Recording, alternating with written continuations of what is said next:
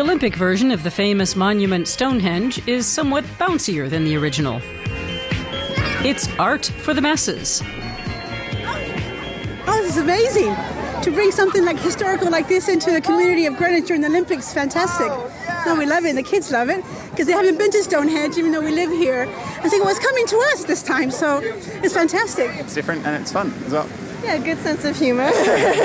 Lots of fun for everybody. It's great. It's so incredible because it looks so similar to the actual Stonehenge, all the detail, and it's so fun to bounce on.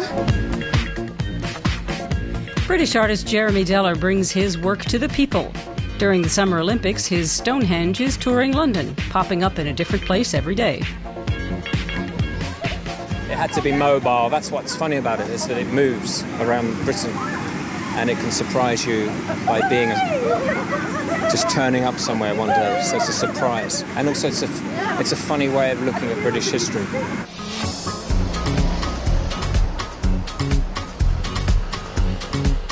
London's Hyatt Regency is also getting involved in Olympic art.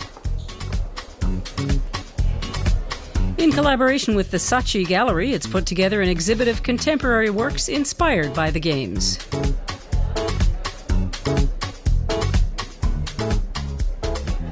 The first time I came in, I turned left and I saw the giants and I thought, wow, that's pretty scary. And then I looked around, they had lots and lots of other stuff, and I loved it. I visited this hotel maybe a year and a half ago, and when I walked in this time, I really had to stop and think, you know, were these pictures up here before? But they're all quite obviously, interesting, entertaining. The hotel has even redone one of its suites as a gallery for the rest of the year. Guests are surrounded with modern art as they sleep, and invited to leave messages on the walls of the bath, which are made entirely of soap. Really what we want to do is give our guests a different experience that they wouldn't normally have. We have many repeat guests staying with us, so often when they come back into the hotel and they see a new exhibition, it's almost refreshed the space and it's given a new way of looking at the hotel with different art for them.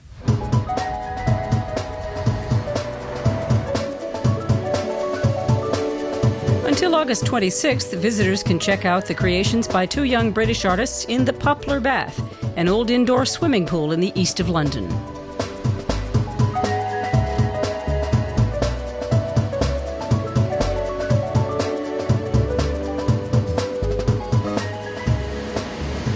Being a pop-up thing was part of why we chose to do inflatables, in a way.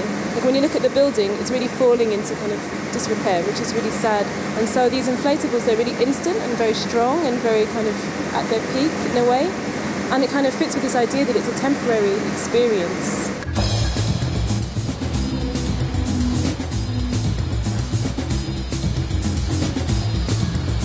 Lions, 9 meters long, surprised passers-by for a day in London. It took artist Shauna Richardson 2 years, working 6 hours a day, to crochet them. After a tour of Britain, they arrived in the capital just in time for the Olympic Games.